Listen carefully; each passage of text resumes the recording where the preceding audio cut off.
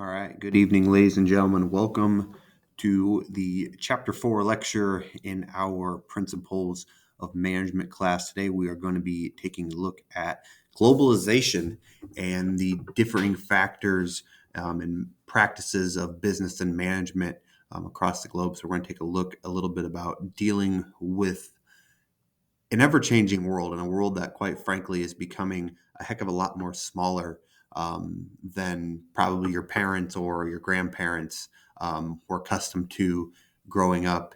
And with the technological advances that we've seen, in the last 5, 10, 15 years, we've really been able to take advantage of some of the great things that globalization can give us in terms of business competition and the abilities to increase profits, increase standards of living across the board. But there are also some drawbacks that we will be taking a look at too in this chapter. But really, today's focus is going to be about globalization, the global management. How can you, as future managers, deal with managing in the ever-changing world, the ever-changing global environment that we have. So we're going to jump right into it. As you can see there, we have our 6 learning objectives today. So the great news for us is with our projects heading into next week, a little bit less in terms of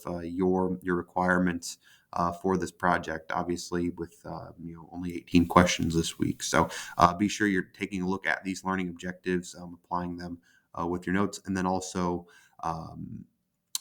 being aware of our current event articles as well and being able to tie them back to these learning objectives. Okay.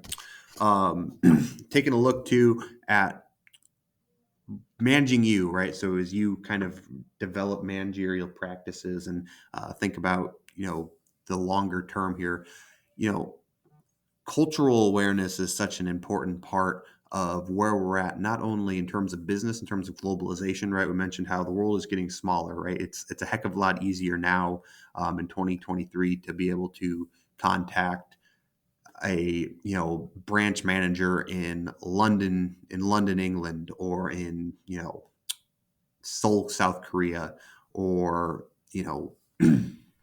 Bangladesh or India, some of these other nations, right? It's very easy now to get a hold of these people, via a Zoom conference or an email, an email chain, right?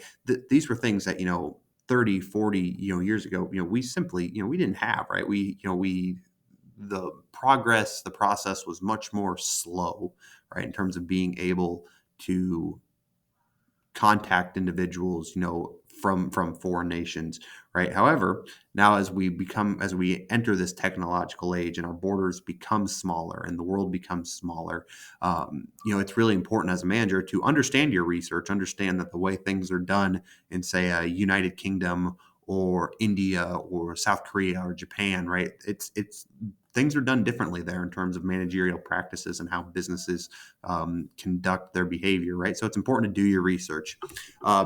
Check your attitude. So, it's another very important thing to check your attitude in terms of, your preconceived notions and your beliefs about people of foreign nations, and, understanding that, customs and attitudes are going to be different in nations that you go and people that you do business with. So it's important to just understand that and have a cognizant awareness of that going in, right? That ability of and this goes back to doing your research, understanding like, hey, people in other nations, they do it differently than we do, so we have to be careful about that. Learn appropriate behavior. Okay, when we talk about learn appropriate behavior, become aware of the customs and the appropriate behavior in the foreign nation that you are doing business with, or the people that they're doing with, right? You think about in Japan, right? A lot of times they will bow to each other, not exactly a custom we're used to here in the United States, but understanding that, what their customs are, their beliefs are, can really set you apart when it comes to dealing with the larger global competition. Being able to respect the customs of foreign nations can really be important when it comes to trying to hammer down a contract. Become at least minimally skilled in the language. English is predominantly the language of business. Okay. And you'll likely come across the individuals that you do business with globally. They will likely speak relatively fluid English. And while that is fortunate for us, a lot of us who are only know one language, it is a sign of respect to at least try to become minimally skilled in the language of the nation that you are doing a business with. It can, again, one, show respect. Two, if a partner or a business, they start to speak. Let's just say we're in a negotiating room and they decide to speak in their foreign language when conversing with each other. Believing that maybe you don't have any knowledge of the language, that can be an advantage to you, because you have those skills available to you. Pack wisely. So again, different nations have different customs in terms of what is acceptable dress, what is acceptable to carry on an airplane, what's acceptable to have, things like that. And then last but not least, it kind of goes without saying, but finally, you got to be prepared, right? You got to be prepared, to deal with some of the difficulties of being in a foreign nation and negotiating business deals. Oftentimes, again, misunderstandings and miscommunications can certainly happen. So it's important that you are prepared for anything and everything. All right, when we talk about globalization, what we like to call it's the collapse of time and distance, right? So when we're talking collapse of time and distance, you know again, it's this idea, and it harkens back to the world is shrinking. Our ability to communicate with other individuals, halfway across the world, has never been better. Our ability to do business with other nations has, a lot of, in a lot of respects, never been more free. We'll talk about this concept, what we call free trade, where the barriers to trade around the world have come down to a point where it's easier for even small businesses to get involved in doing global business. So it's really an interesting time in business, in the business world. I mean, it's always an interesting time in the business world, but it's truly, we're seeing this play out on a very, very rapid scale. This ability to sell across the world and not, just have the big name corporations in on it, yet have the little, have the small businesses, from all walks of life and all over the world be able to participate in this thing we call globalization. And globalization has done a lot for competition.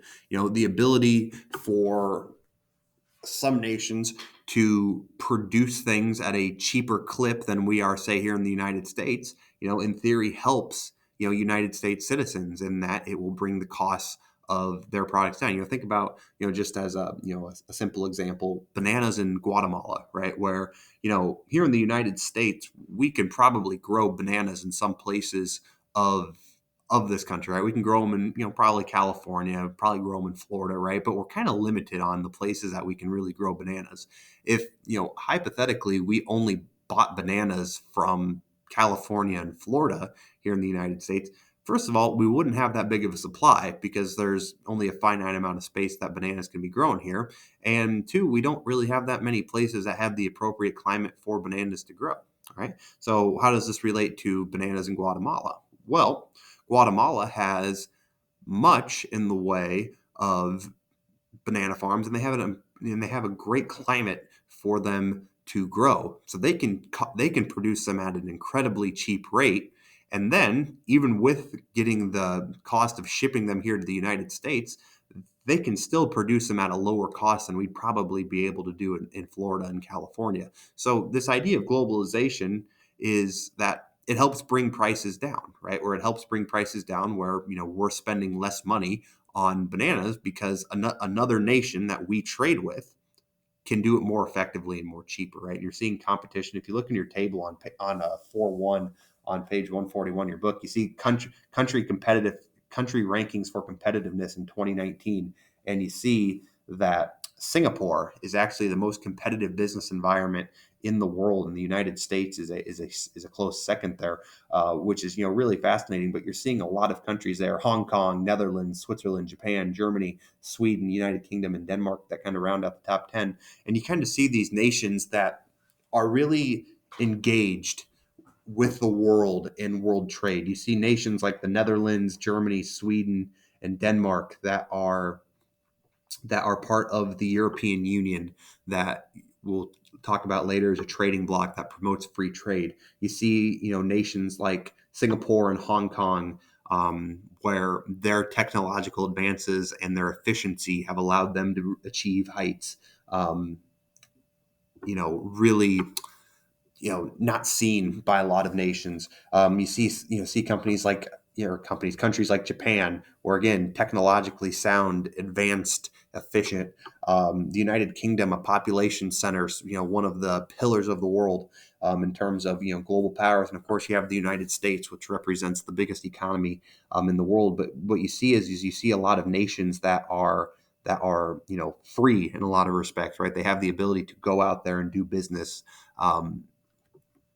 And be competitive in the global scale. You do not see nations like China up here, where they have the second largest economy, yet the competition is not ranked in the top 10. You don't see nations like India or North Korea on here, where, again, the political climate, the economic environment is just a little bit different, right?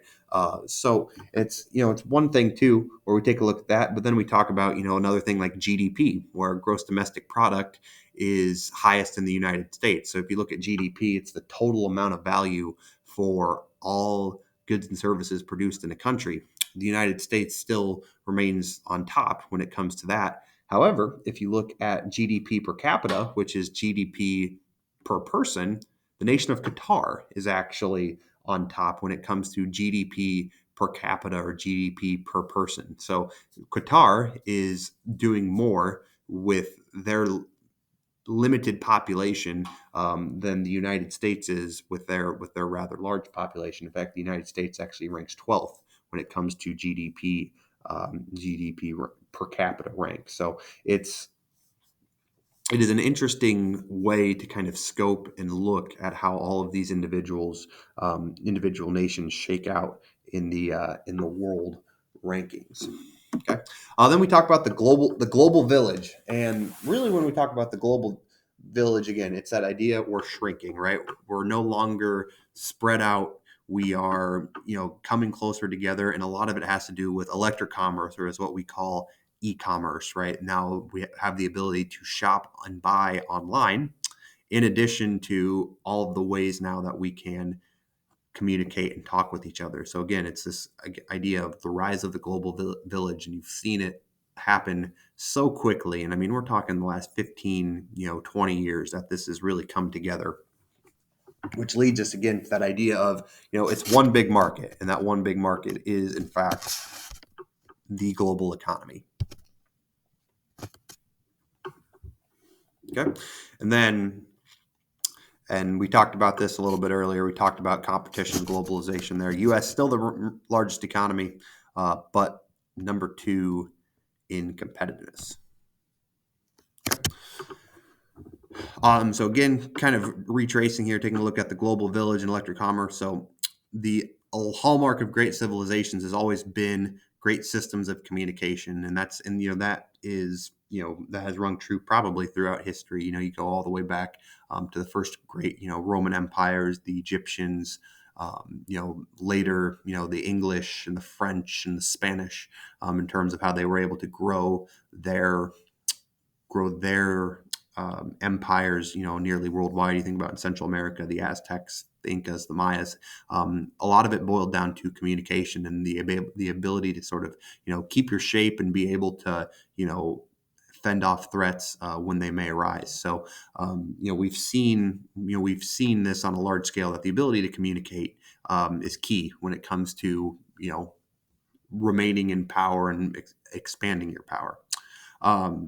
Transportation began to yield to the electronic exchange of information. Okay, so this really, to highlight it, means no longer do we have to send snail mail, right? We can email, right? We can video conference. So electronically now we're exchanging information. We're, sending reports, via email and not, via snail mail. We can act faster. We can react quicker to information that comes to us.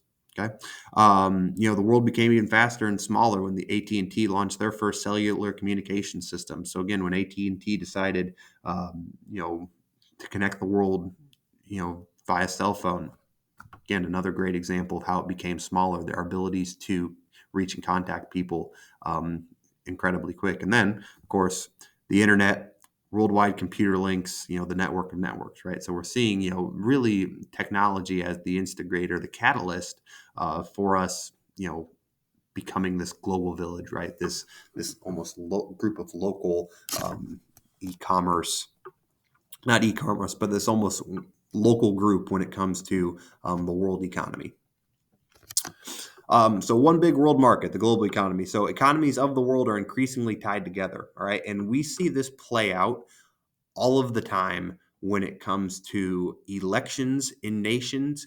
It plays out all the time when we see economic conditions take a turn for the worse or for the better in certain nations. Bad news in the United States directly affects the stock market in Asia and Europe because the United States is so tied intertwined with those economies. One example that we've saw, recently is, the Ukraine Russian war, where the markets in the United States took a hit because of that war and how that affected trade in Europe and in the United States. That was a byproduct, and of course all things considered with that, a minor byproduct given the loss of life, but that was a byproduct. The United States economy inversely took a hit because of that war, right? Something that wasn't fought, that's not being fought anywhere close to really our borders is still affecting us. You think about coronavirus, right, where every major world market tanked, after, in March of 2020, when lockdowns really started in the United States and, well, really China, but then, in the, more free trade world, the United States, right? And, markets around the world suffered. So, you've seen examples of this, in your lifetime, and fairly recently that, events worldwide will affect us domestically at home. And we talk about money changing hands globally in the matter of keystrokes, right? Think about your online banking, right? So the ability to transfer funds from, the United States to an account in Switzerland, not hard, right? It can be done in a matter of minutes, right? So that ability to, have e-commerce and spend at, simple, right? Now, I mean, not simple, but right, it's easy. It's the ability is there. It's become much easier for us to do. The global economy has a number of benefits. I go back to the Guatemala banana example. Like I said, it's a simple example, but that's just one way that can kind of illustrate. Another way you can look at it is technological advances, right? So this is one of my favorite stories. But Apple, an American company, the facial recognition software that they use for their iPhones to let people in was purchased from Samsung, which is a South Korean company. So, 30, 40 years ago, that might not have been possible without, the effects of globalization, right? So it's improving, it's taking technological advances worldwide and working to improve them here domestically. It's, again, and it's funny because Samsung and Apple are direct competitors. However, in this instance, Apple sort of said, what, hey, look, these Samsung does it better than us, right? So let's purchase their technology from them. So that ability has helped us in terms of our own advancements. It's also helped us in terms of acquiring natural resources and raw materials that can be produced in other nations more cheaply, which certainly helps the bottom line here domestically as well. And those negative impacts of globalization, we can talk about the negative impacts of globalization, and it does become a hot topic here in the United States. And one of the ones that you probably see the most is the loss of jobs here in the United States, where you could feasibly say, an auto manufacture job here in the United States can get done in a country say like Mexico, where the rates of labor, the wage rates there are not nearly as high as they are here in the United States. So a lot of times, American companies believe that they can get about the same quality at a much cheaper value in Mexico. And again, things like free trade allow those sorts of things to occur, where in the past, those sort of things did not occur due to trade protectionism and trade barriers. And that is and that, again, not poo pooing that loss. I mean, that's a very serious issue where thousands of Americans are affected every single year with plants closing down here in the States and moving to other nations. So this is an issue that is is difficult, right? And it's something that can be ignored. So there are items, there are issues, certainly. Security breaches. So with data, the amount of data that personal data that must be shared, can that end up in the wrong hands of foreign governments that we don't necessarily want to see? You're seeing it play out where the United States government just banned TikTok on all government apps and devices because TikTok is a Chinese owned company. The parent company is Chinese owned, and there's high speculation that the Chinese are using TikTok to gain information on American citizens because it is such a popular app. So that poses a threat to us. Again, that idea of globalization, it poses a threat to us as well.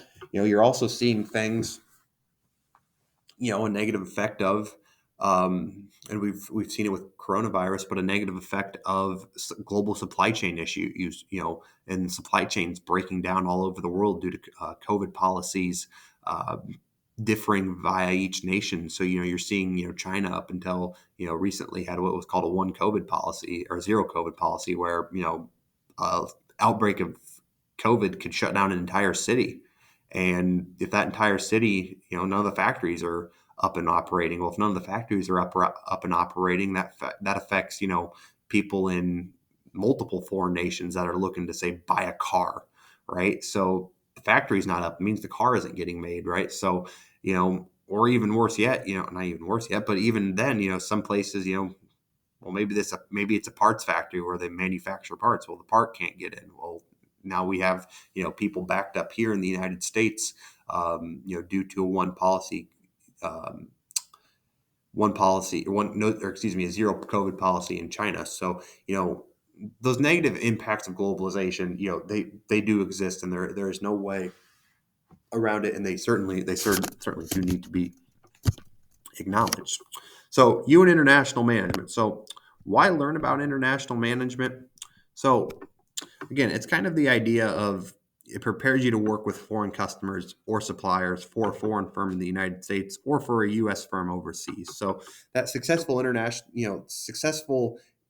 international managers, they aren't ethnocentric, meaning they're focused on our culture. They're not polycentric in that they focus on a few cultures, but they are geocentric in the idea that the world is becoming smaller, and we need to be aware of all of these cultures around us and how people of different backgrounds and beliefs think. So we really have to be cognizant of the people that we're dealing with, and the fact that yes, they do have different ideas when it comes to how business is being done. So the biggest key, I would say, taken away about understanding international management is that globalization really is not slowing down at the moment. And more and more businesses are seeing the benefits of being able to enter the marketplace, the global marketplace, and that typically, if it's done right and done properly, it leads to more profits for the business. And it's very hard to turn down more profits, as I'm sure most of you can be aware of. So it's one thing, again, that you have to you know I don't want to say have to study, but it's one thing that it's definitely a positive thing if you can go into a new job understanding and having a sense of globalization, the bigger picture, as it were. And then we have this idea of cross-cultural awareness. So that's defined as the ability to operate in different cultural settings. And I can speak to a few experiences in Europe and Central America where I'll be honest with you, like it was weird. Not I mean weird, but it was different. Like some of the stuff that I saw on some of the different customs that were that I got to take part in and see, and it was incredible. It was an amazing experience, but at the same time, it was like, oh man, like we don't do that here in the United States. Like you know like Italy and France and Spain were great examples of like personal space and personal boundaries. I mean, man, like, you know, people were really close to each other. Like it was kind of like, oh man, like it just did not feel like, concept of personal space was all that important, to those people. Like they're just, walking back. So I mean, it was kind of interesting in that regard. I mean, it was definitely a thing that you sort of had to adjust. So but that ability to be aware can be very, very important. All right. Few vocab terms here. So multinational corporations, or what's also known as a multinational enterprise. That's a business firm with operations in several different countries. So McDonald's is a great example of this. More than 36,000 restaurants in over 100 countries. Great example of a multinational corporation. And again, McDonald's is a great example of understanding where you are at in terms of in where you are at in the world. McDonald's is a big player in India. Okay. Well, India's cultural beliefs, the cow is sacred over there. So they're not really big beef eaters over there. Well, McDonald's is really, it's a hamburger place here, right? Well, over there, they serve chicken. They serve chicken with their meals. That is kind of the base meat for all of their meals. They really don't do hamburger over there due to the customs of that nation. In McDonald's in Japan, it's not uncommon to find sushi there due to the culture that is put on in not put on, but the culture that is in Japan, right? In the or not in the United States, in Europe, where here we're probably familiar with what we call the quarter pounder with cheese. Well, over there they use the metric system. They're not really cognizant of. I mean, they understand what a pound is, but it's like us saying gram or kilogram, right? Like we sort of like we know what it is, but if we said have a 1 kilogram burger, we'd probably look at you a little funny. Well, over there to them, well, a quarter pounder is funny to them because it's like, no, we use the metric system over here. So again, the McDonald's has to adjust once again. Multinational organizations, those are nonprofit organizations that operate in several countries. So, World Health Organization, International Red Cross, the Church of Latter-day Saints, those would be examples of multinational organizations. Okay. Really hard to kind of hit on it, but the likeliness of you dealing with foreign customers or partners is increasing by the day. And working for a U.S. company, it's not uncommon to deal with those foreign countries, and you might also have to work with a foreign country in what we call a joint venture. And a joint venture is where businesses share the risk of either losing or potentially the reward of making a profit. And a lot of times it's done to sort of help a nation ease a into a foreign market, right? So that if we're if Ford and Toyota are working together, let's say to get Ford vehicles in Japan, Hyundai can really help Ford in the fact that or not Hyundai, excuse me, Toyota can really help Ford in the fact that they are a Japanese-based country. They can help Ford sell in Japan, right? Whereas Toyota, on the flip side, if they decide to come here to the United States, which they do, obviously, can really help. They can be really helped by the American customs, of how business is done here by a company based in the United States, right? So these joint ventures can really be powerful to and beneficial to individual nations. Dealing with foreign employees or suppliers. So, raw materials, parts for, your job, parts for, a position, whatever it might be, you may have to go through a foreign supplier. So again, dealing with, an individual from, let's say, Vietnam. Okay. That might be something you as an individual have to deal with. So again, um, how do you do that, right? How do you manage, dealing with somebody from a foreign nation, who, probably, you may never meet, but yet is very vital to you and your success, within a firm. So going to have to be mentally prepared for that as well. You may work for a foreign firm in the United States, right? So I just talked about Toyota a minute ago. So Toyota's, a company based in Japan. There are still Toyota plants here in the United States. So you may end up working for a foreign nation, for a nation's a nation that is not here, a foreign country. Lost the words there. A foreign country. You may be working for that business even while residing in the United States, right? So again, it's an idea. It's an important idea to understand and operate, and understand the customs and the objectives of other businesses. All right. Ethnocentric managers. So ethnocentric, we're going to struggle here, people, is that idea of we know best, right? So ethnocentric managers, if we're in the United States and we're ethnocentric, we know best. We know the suppliers. We know how to do everything better than in every foreign nation. USA number one. We got this, right? That's what ethnocentric is. We're superior. Polycentric is they know best. So the idea that if we're doing business in Germany, that they do best, right? And the focus is more on the people that we are doing business with, and they are the experts. They know best.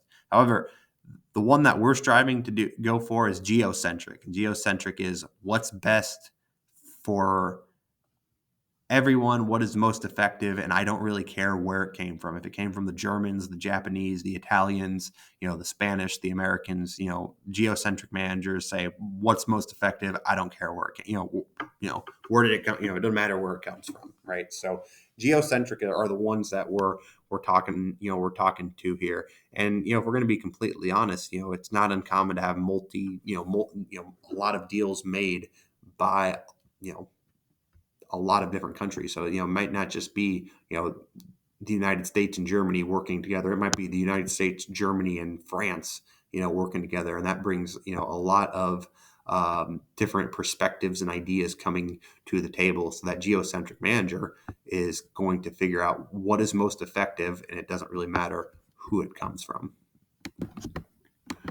All right. Why and how do companies expand internationally? So why companies expand internationally? So we've kind of talked about it. So take advantage of availability of raw material supplies, the idea of new markets, being able to advertise and work with new markets, oftentimes lower labor costs, access to financial capital, meaning more people to invest in their company, or the avoidance of tariffs and import quotas, which we'll talk about here in a little bit. That ability to avoid trade protectionism can also be very efficient for us. So here's some 5 ways that we can do it. Global outsourcing is one way that we can do it. So outsourcing jobs to other nations is one way that we can do it. Importing, so we can import goods from foreign nations.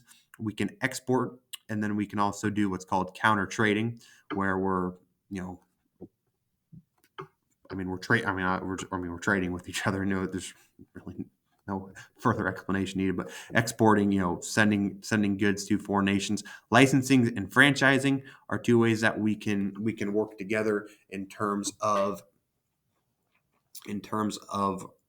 getting into a foreign nation. And then also joint ventures, which we talked about earlier. And then finally, wholly owned subsidies, where a foreign nation may own a company here in the United States, but it is ultimately that foreign nation that foreign company is the what we dub the parent company of that United States company in this example. So why companies expand internationally? So availability of supplies. So mining companies, banana growers, sellers of hardwood, all have to go where the basic supplies or raw materials are located. Okay.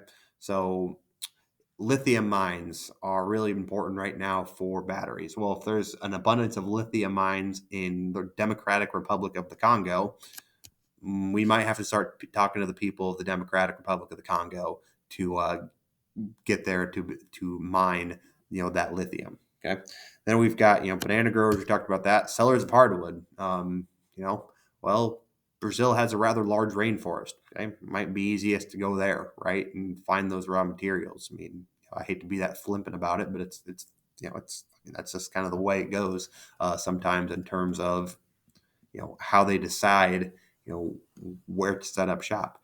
New markets. So sometimes a company will find, as cigarette makers have, the demand for their product has declined domestically, but they can still make money overseas. So this is an example here in the United States where cigarette smoking is it's slowly but surely leaving our culture. However, you go to Europe, and again, talk about a culture shock. A lot of people smoke over in Europe. I mean, France, Italy, Spain, it was not uncommon to see, cigarette butts just lying on the ground. And that was something that, we don't really see a ton of here anymore. So, those new ideas, those new markets can be really effective to, keeping a business going and increasing profits. Lower labor costs. So the decline of manufacturing in the United States is partly because U.S. companies have found it cheaper to manufacture outside the U.S. You know, labor's cheaper. It's easier to make. If they're going to do a comparable job, some see it as fit and easier to just go to, a foreign country and to get it done. Access to finance capital. So companies may be enticed into going abroad by the prospects of capital put up by foreign companies or subsidies from foreign governments.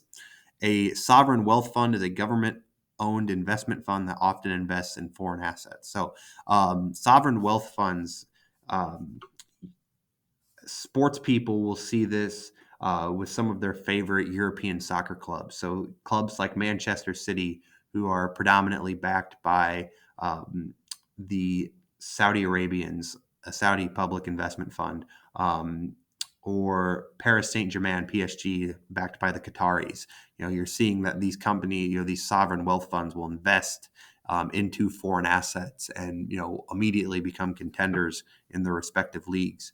Another one that happened relatively, not that long ago, relatively, was what was called Live Golf, where a lot of people broke away from the PGA Tour, which was kind of like the main golf league, and went to Live Golf. That was backed by the Saudi investment fund because they put up a lot of money. So that access to finance capital can certainly impact where the money goes, where businesses go, who gets involved. And last one there, avoidance of tariffs and import quotas. So countries will place tariffs, also known as a tax on imported goods, or impose import quotas, which is a limitation of the number of products for imported goods to help their own domestic industries. So an example of an import quota is we might limit the amount of German Volkswagens that can come into the United States because we want to promote Chevy, Ford, right? We want to promote, our companies here in the US. So we're going to limit the amount of vehicles that can come in to our nation to be sold in our nation because we want to promote, we want to promote, United States businesses. All right. This continuum here that we're looking at, this continuum shows how companies expand internationally. So global outsourcing is the lowest risk and investment, all the way to wholly owned subsidies, which are the highest risk and investment.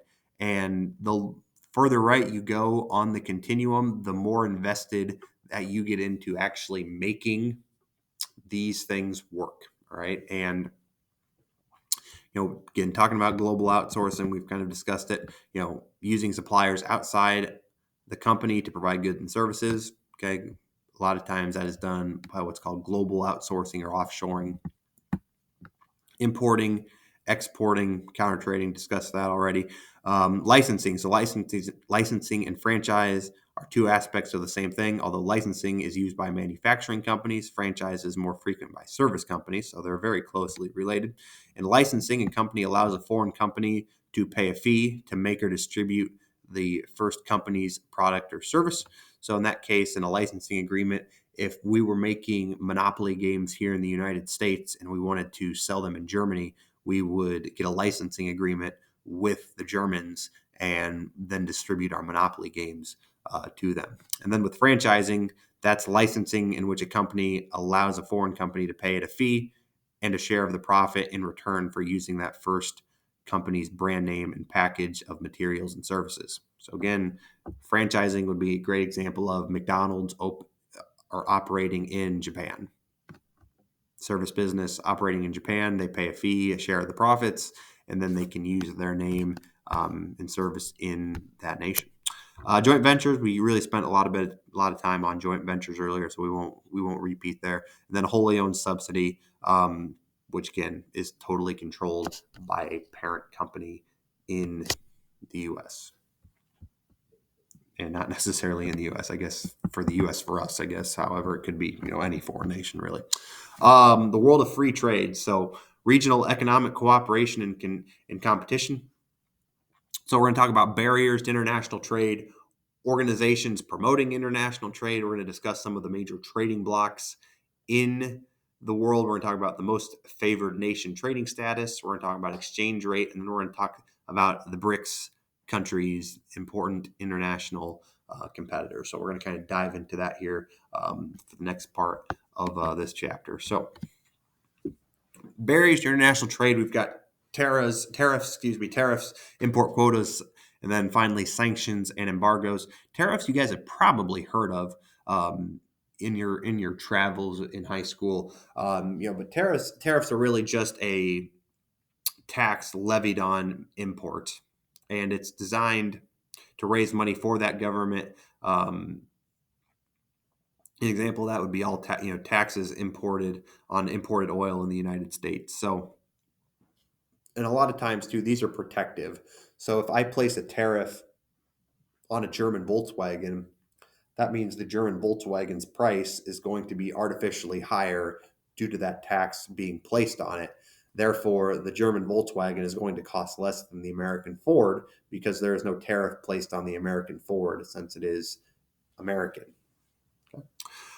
Import quotas. So import quotas, they limit the number, which we talked about, where again, the number of Volkswagens that might be let in the United States is limited. But we put a quota on it. Okay, so after that quota is hit, no more German Volkswagens for the year. And again, that is to protect domestic nations. That is to protect domestic nations from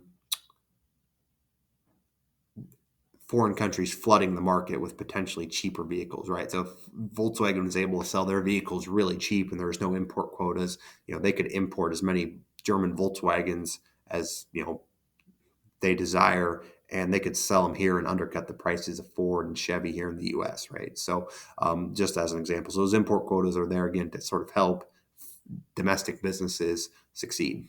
Then we have sanctions and embargo. So a sanction is a trade prohibition on certain types of products, such as services, technologies to other countries for specific reasons, including nuclear proliferation, terrorism, and humanitarian purposes. So, we have sanctioned, in no particular order, North Korea, Iran, Russia. We've done that for, a variety of reasons, but, we just simply will not allow some of their products to enter our borders. And then an embargo is a complete ban or prohibition of trade with one country. So no goods or services can be exchanged. So an example of this was we had an embargo, and really still do in large parts, an embargo from Cuba, where we cannot trade with the Cubans. So some of you, individuals that have a little bit more pulse on the culture, this is the reason why Cuban cigars are so sought after. Is the idea is that technically, legally speaking, we are not allowed to have them here in the United States because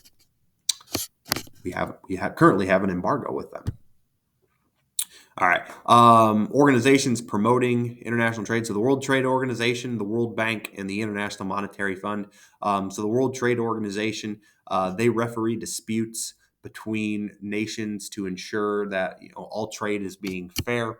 Everybody is receiving what they are due to receive, and that no unfair practices are being held. The World Bank and International Monetary Fund both deal with investing in developing nations to help prop up industries within those foreign countries to help them compete better on the global scale, and then also to raise the standard of living within those nations. So, International Monetary Fund and World Bank are two important aspects when it comes to international trade. Trading blocks. So, major trading blocks here in the world. So, trading block is known as an economic community. It is a group of geographical nations located within a geographical region that have agreed to remove trade barriers. So, NAFTA is one that we are familiar with here in the United States. It consists of the United States, Canada, and Mexico. The agreement was supposed to eliminate 99% of tariffs and quotas among these countries, allowing for freer flowing of goods and services. But it's difficult to isolate the real effects of the trade agreement, given that many other factors in each country's economy. But overall, the United States appears to have lost low-skilled manufacturing jobs and gained employment in autos and aerospace, according to the Economic Policy Institute. So these don't always go as well as we hope. But and I guess I shouldn't say go as well as they hope, but there is oftentimes a little bit of what I like to call give and take with these. We sometimes will receive some benefits, but oftentimes we may also have to give things up in return. The European Union, which is probably the most famous of the trading blocs, so 27 nations in the European Union. It was formed in 1957. 27 different trading partners in Europe, 500 million consumers affected. And so nearly all international trade barriers have been eliminated, including movement of labor between those countries, making the EU a union of borderless neighbors and one of the world's largest free markets. In fact, they have their own common currency, where €1 in Italy was just as good as €1 in France or Italy or Germany or really anywhere you went within that block. You could trade. You could buy the euro, or you could buy things using with the euro. And then the last one there, the TPP, Trans-Pacific Partnership. With the TPP. So it was negotiated over 7 years as trade agreement between the 11 Pacific Rim countries. The U.S. was originally in this TPP agreement, however, it withdrew from the agreement under President Trump's administration. And then there you can see the remaining members: Australia, Brunei, Canada, Chile, Japan, Malaysia, Mexico, New Zealand, Peru, Singapore, and Vietnam are still members of the Trans-Pacific Partnership. And if you want to know what the Pacific Rim looks like, Google it, because you'll notice that all of those nations, save for the United States, border the Pacific Ocean. All right, and then we talk about here most favored nation trading status. So besides joining together in trade blocs, countries will also extend special most favored nation trading privileges to one another. So this status describes a condition in which a country grants another nation, such like a reduction of import duties, tariffs, quotas, things of that nature, where they'll try to just open up that border. Its purpose really is to promote stronger and more stable relations between nations. All right, exchange rates. So Americans deal in dollars with each other. However, beyond the U.S. border, we have to deal with pounds in England, euros in Europe, pesos in Mexico, and the yuan in China. Because of changing economic conditions, the value of the currencies fluctuate in relation to each other. So sometimes the U.S. dollar, for example, will buy more goods, and sometimes it will buy less. So, one example here is, for a while in Europe. So let's say, $1 might be worth, 75 cents in euros. And so then we would go over there, and our dollar would really only buy us 75 cents of, whatever we could purchase over there. And that hurt our purchasing power. However, then, right now, it's about a 1-for-1 exchange over in Europe. So $1 equals €1. And you find that over there, you have much more buying power with €1 than you have with $1 here in the States. And that was one thing. I made it a point of principle to buy as much gelato as I could on the European trip, where I spent, to be honest with you, I spent close to €100 on gelato over a 10-day stretch.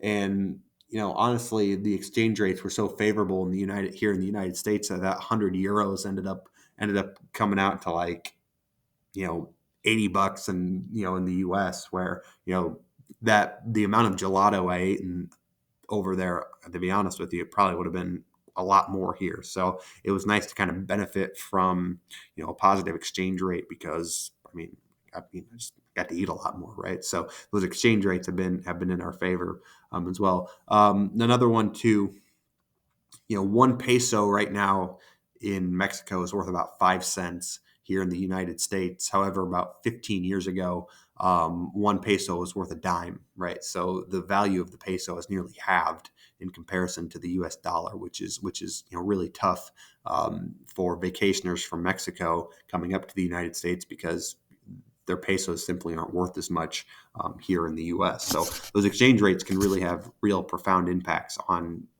companies that do foreign business. The BRICS countries, so the most important international competitors. So the term BRIC stands for five major emerging economies of Brazil, Russia, India, China, and South Africa.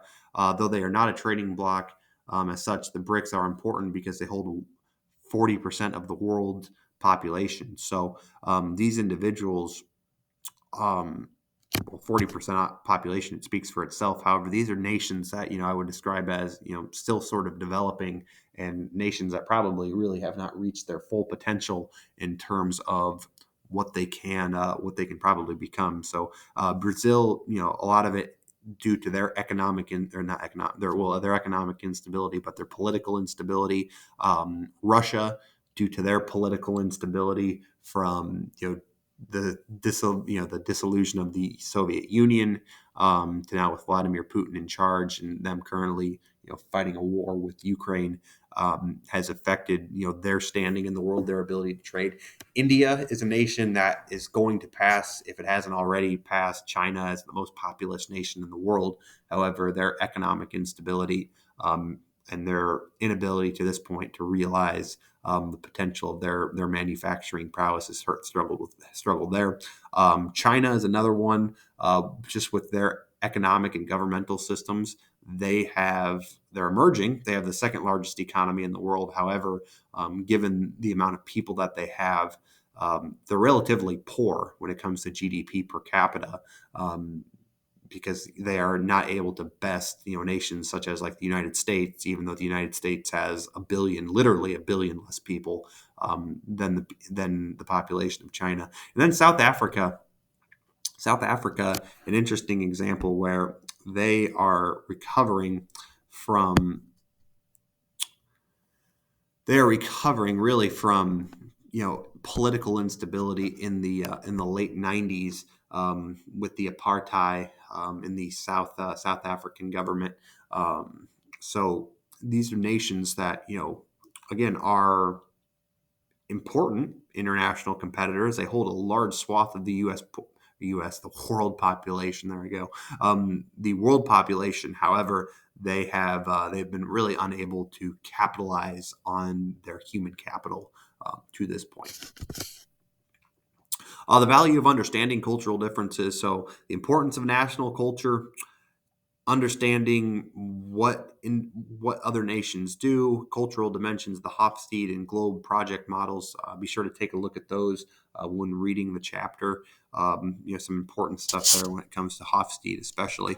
Other cultural variations, so language, interpersonal space, language, communication, time orientation, religion, and law, and political instability. That the time orientation one got me. Where here in the United States, we respect time, right? Time is money, as I'm sure a lot of you have heard. Where we're on the go constantly. Where over in Europe, man, it was very uncommon, or it was very uncommon for us to just sit lunch, have a meal, get and go. You know, it would we could easily spend 2.5 hours at lunch just hanging out, conversing, having fun, discussing. And the waiters and waitresses over there, they won't like they don't bring the check, they wouldn't bring the check, for potentially hours, because that's just the customs over there. Whereas the United States, it's how many tables can we get served, in this amount of time frame. So it's very quick, it's very fast. Where over in Europe, it was much more slow paced. I recall we had to catch a bus to go to our next destination, and we got our food and we immediately asked for the check because we had to eat quick and then go. And the waiter was, I don't know if offended is the right word, but he was definitely surprised by, like, whoa, wait, why aren't you sitting down enjoying it? And we kind of had to explain, like, well, look, our bus leaves in this amount of time. And then, the understanding was had, but there was a split second misunderstanding there. Because again, it was a different idea, different culture, than the one that, we are used to here. On the importance of culture again. So, we begin learning our culture starting at an early age through everyday interaction with people.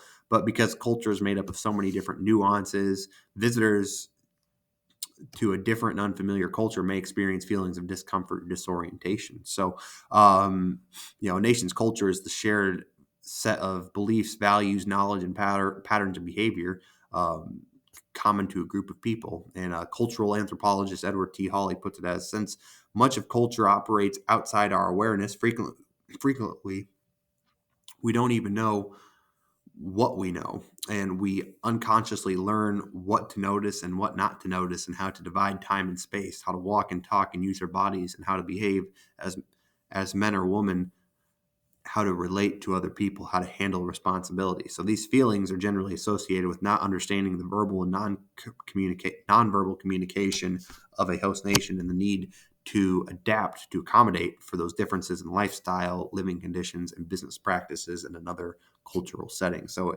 again, this is one way of, and I interpret it, sometimes it's not even really our fault. Like, we don't even realize, just our cultural quirks, say that 5 times fast, that we're operating under. And, that's something that we kind of have to, be very intentional about, when it comes to, learning and understanding.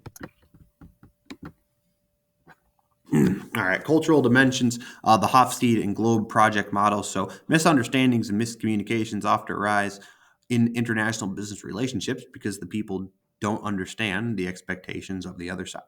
Hofstede's model of 4 cultural dimensions and the Globe's project's 9 cultural dimensions help us gain some understanding and insight into foreign nations that we're doing business with. And then recognizing cultural tendencies can help us gain any competitive advantage. So a person in North America, Great Britain, Scandinavia, Germany, or Switzerland, for example, come from what's called a low context culture, in which shared meanings are primarily derived from written and spoken words.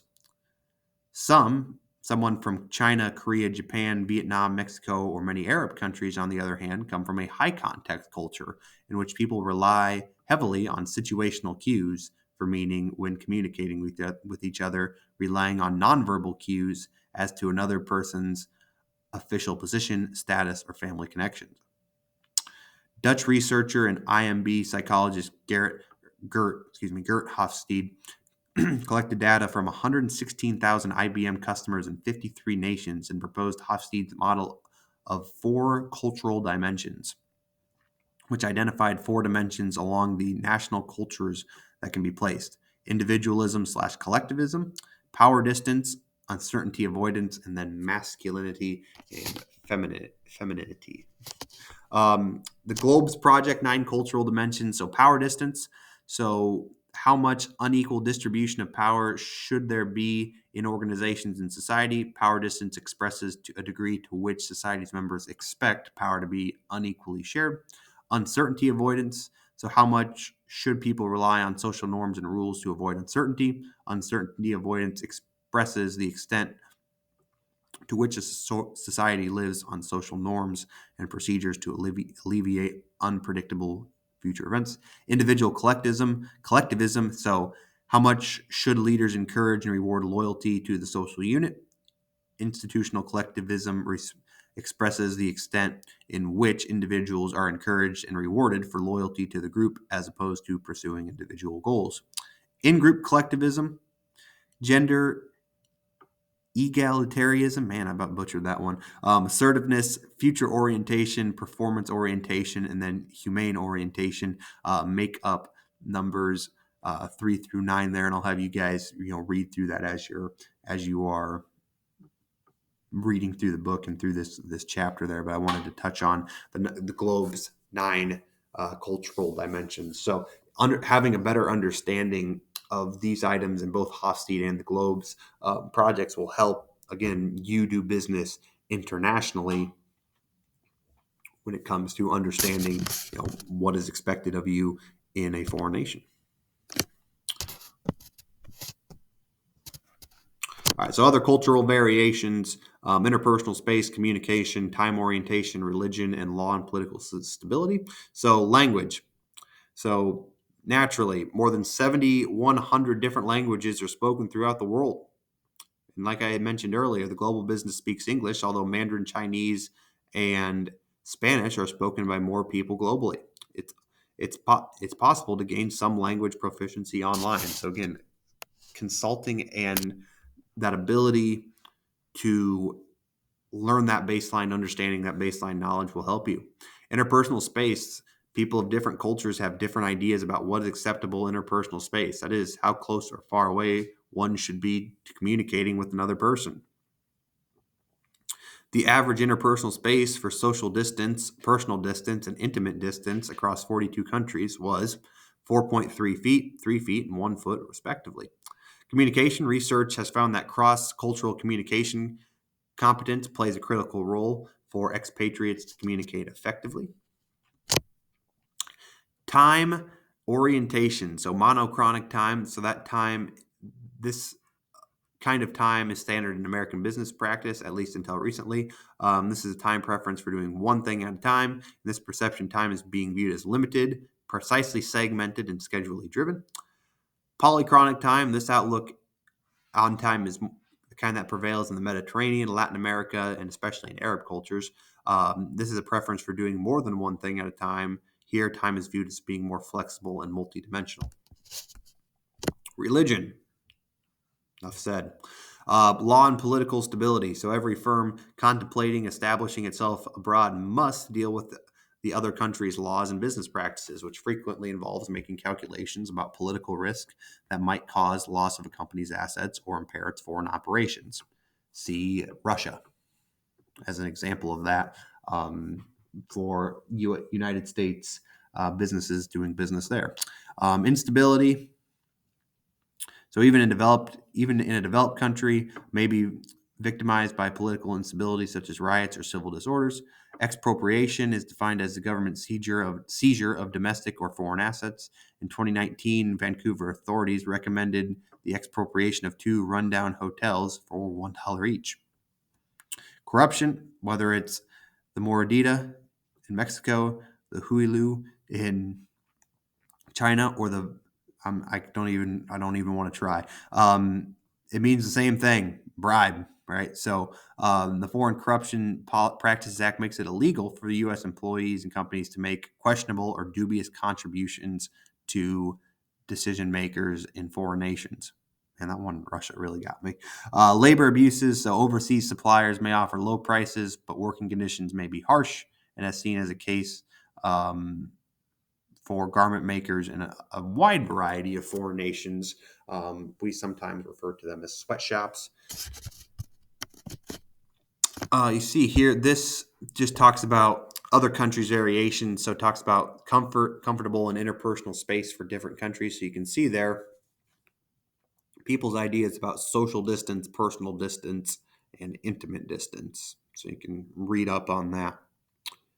Germany and America seem to be quite close, as do the United Kingdom in that block as well. And if we're going to be honest, even Russia, right? So we share some commonalities there. But however, the in Canada and Mexico, Saudi Arabia, India and China, you kind of see a little bit difference there. There's a little bit more space between them. Other cultural variations. So this graph here represents the current followers of the world's major religion. So religion plays a major factor in the ability to get business done. So having that discussion with your with your partners in a foreign country are also very important. U.S. managers on why foreign assignments, why do they fail? So expatriates often leave foreign assignments early due to the challenges of adjusting to overseas assignments and embracing a different culture. There are, however, ways to overcome those issues. So being mindful of cultural differences, learning local customs and norms can help you be a more successful expatriate. Okay, this here just talks about the career competencies. So personal adaptability, self-awareness, and then that cross-cultural competency as well. All right, and our last slide here. So managing your career. So listen and observe. Try to take the perspective of a native. Look for cultural logic or set of values that may explain behavior. Become aware of the context. So context refers to the situational or environmental characteristics that influence our behavior. Learn to lead and adapt to the existing structure, rules, customers, and leaders in an unfamiliar situation. And then choose something basic. Try to learn another language if you plan to work overseas. Even a small effort shows respect and promotes cultural responsibility. All righty, that brings us to the end of chapter 4. All right, it is now test week. All right, so test over chapters 1, 2, 3, and 4. So now is the time to buckle in, begin studying. So as always, if you guys have any questions, please let me know. Everybody have a great rest of your evening or morning or afternoon, whenever you're making this. I'm making this in the evening, as you can see in the bottom right-hand corner. So, all right, take it easy, everyone.